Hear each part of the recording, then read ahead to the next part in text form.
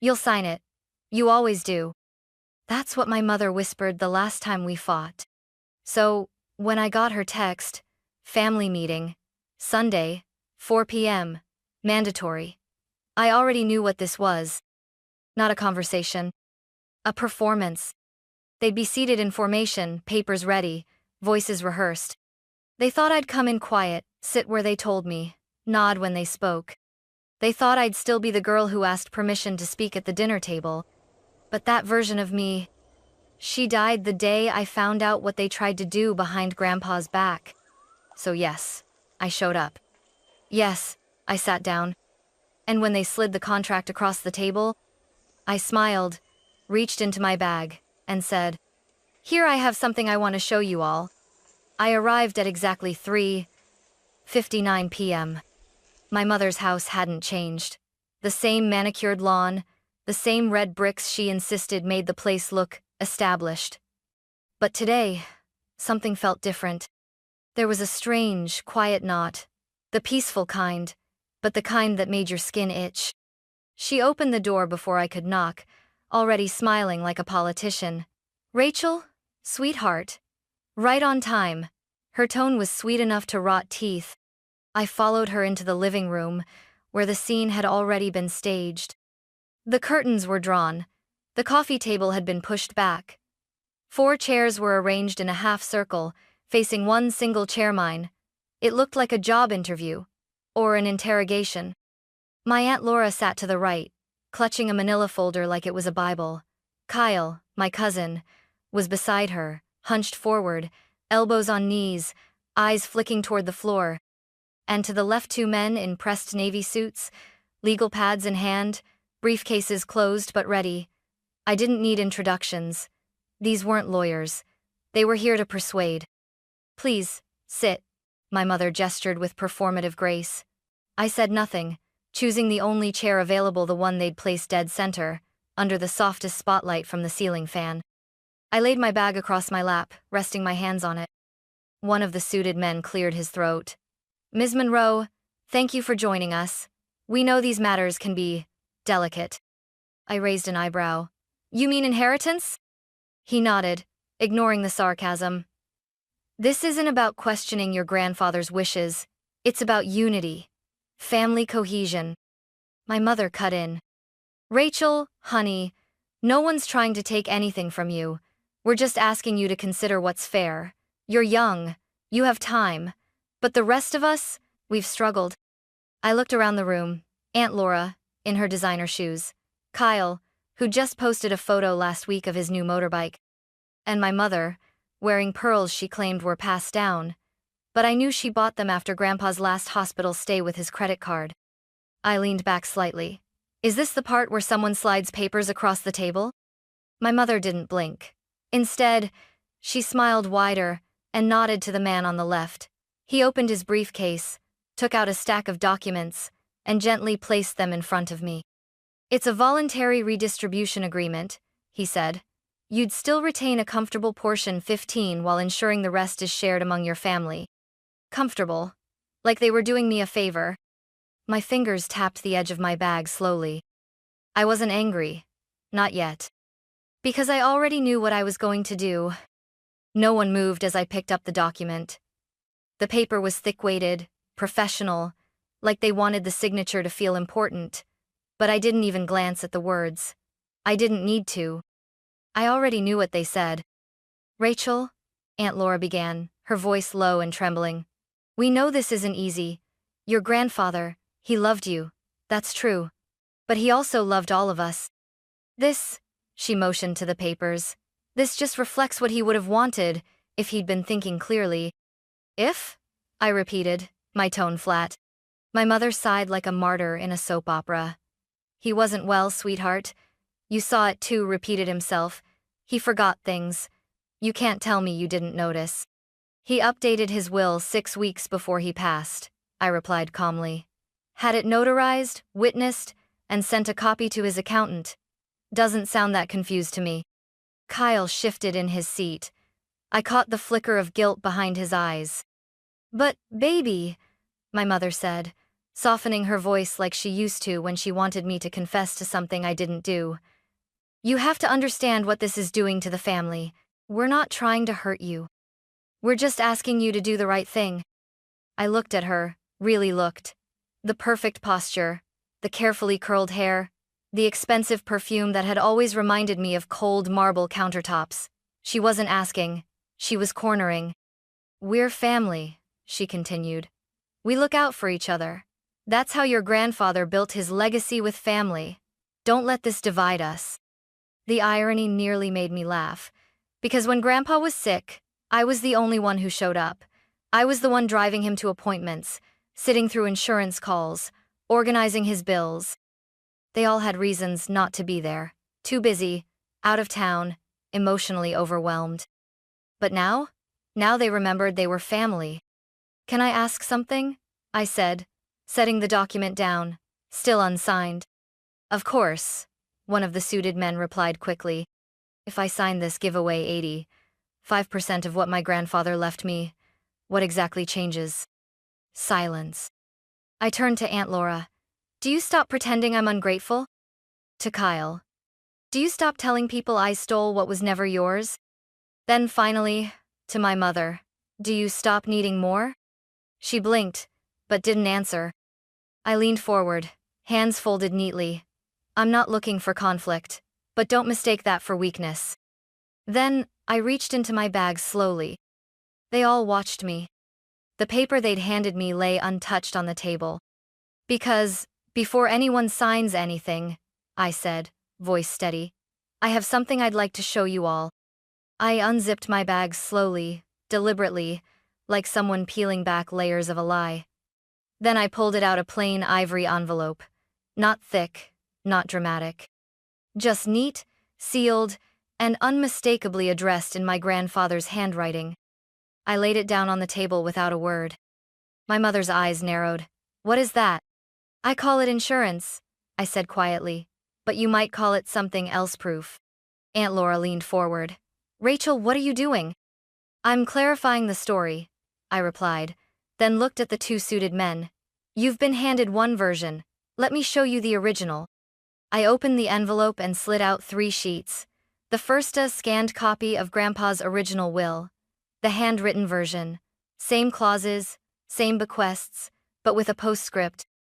To Rachel leave not only the assets but the reasons behind them, because she's the only one who didn't ask me for anything until I was gone. I placed it down in front of them. One of the men blinked, already reaching for it. I stopped him. Wait, it gets better.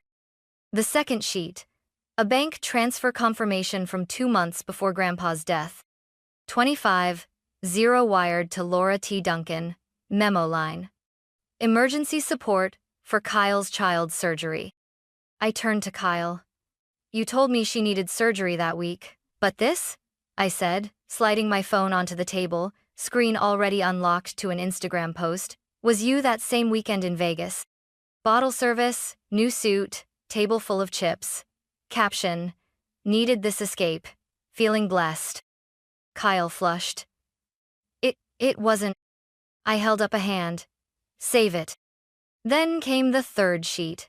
A printed receipt for a wire transfer to a luxury furniture retailer. Amount, $13,700. Recipient, Susan Monroe, mother. Date, 3 days after Grandpa entered the hospital for the last time. You told me, I said, staring at her now, that you couldn't afford to visit him that weekend. But I guess a new dining set was more urgent. She slammed her palm on the table. How dare you dig through private accounts? These weren't private, they were Grandpa's, and he documented everything. You should have known better.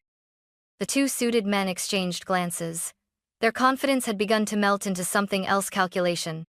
Miss Monroe, one of them said carefully, was this information disclosed during the estate briefing?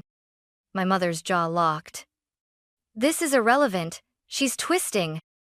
I cut in. And here's the last thing. I reached back into the envelope and pulled out a flash drive. This has a recording. It's from a conversation my mother had with Grandpa's hospice nurse. In it, she says, and I quote, "Once he's gone, I'll convince Rachel to sign it all over. She's always been too soft to fight back. For the first time, no one spoke. I leaned back.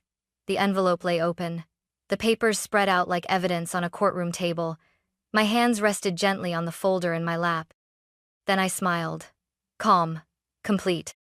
You wanted a signature, I said. But before we decide who signs, what maybe we should all be honest about who we really are. The silence that followed wasn't heavy. It was suffocating.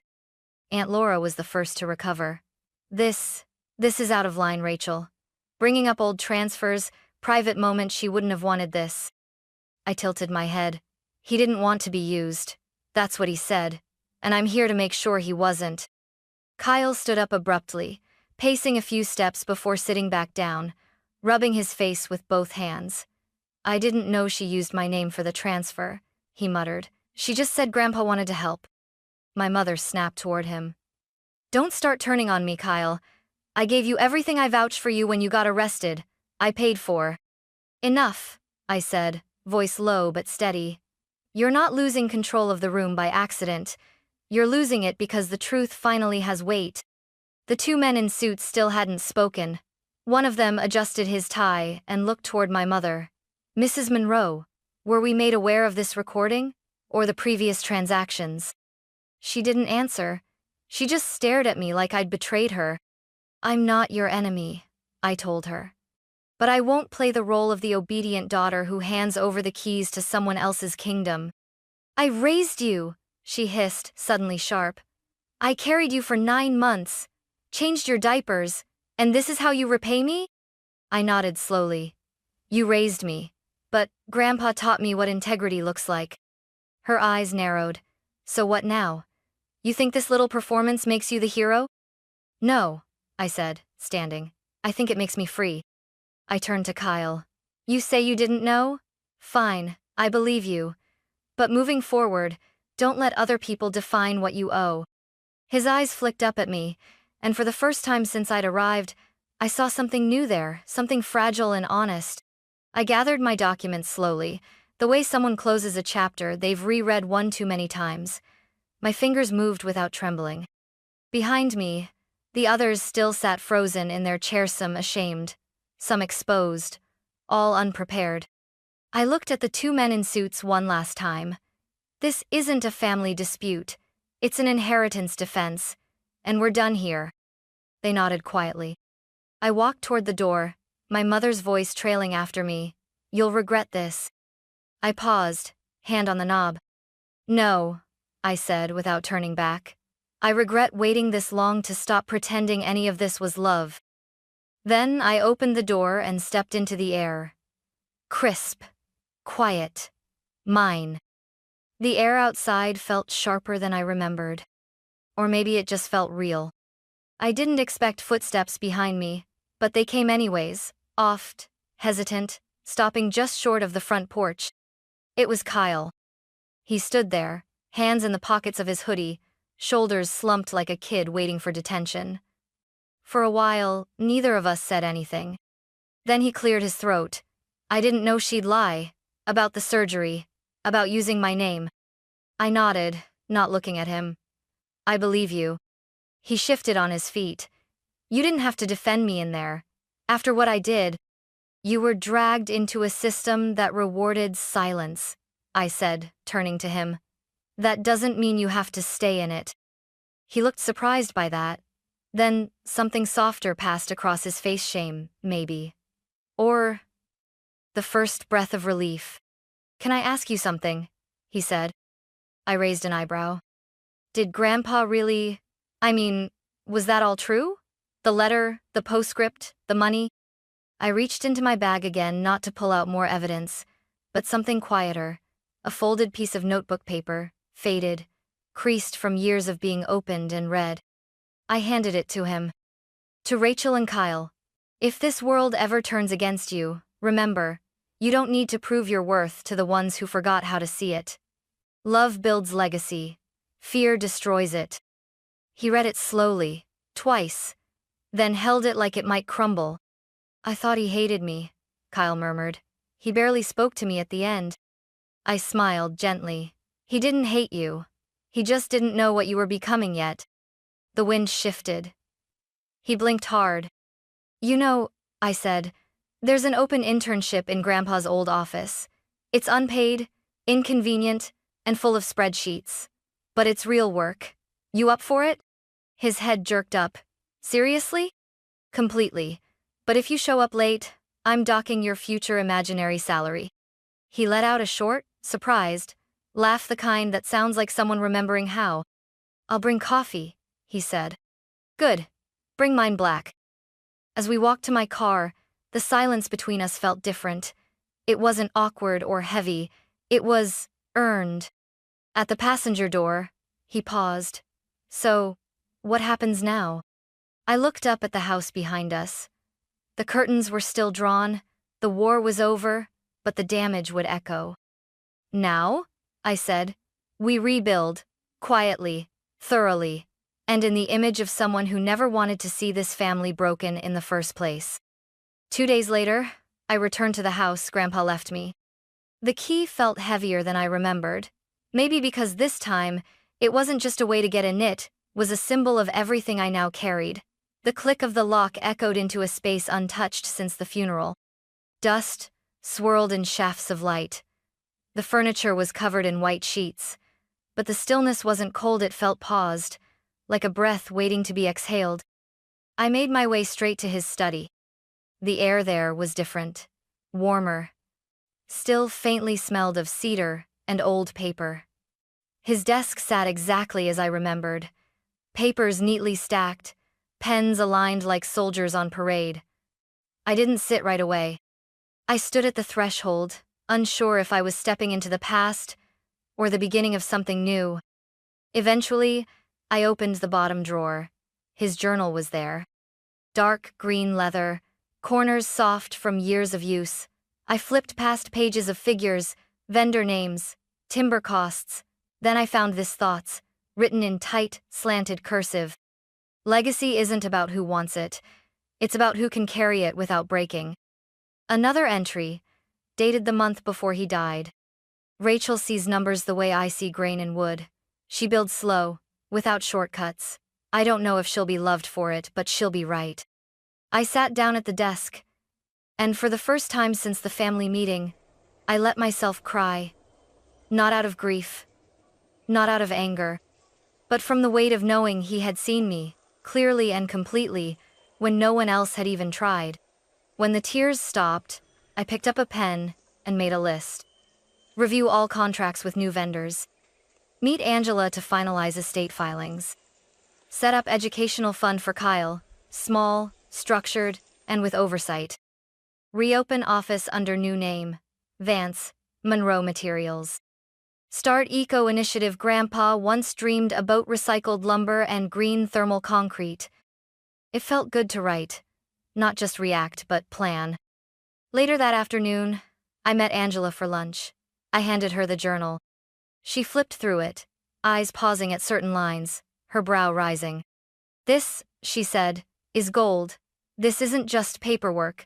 This seals intent, philosophy, continuity. Probate court will respect this. I nodded. I'm not fighting anymore. I'm preserving. Angela smiled. And building. Exactly. As I signed the last document to officially transfer the property, Angela looked at me. You know, she said, your mother's silence might be the biggest gift you've been given. I nodded. Because now, I replied, I get to hear myself think.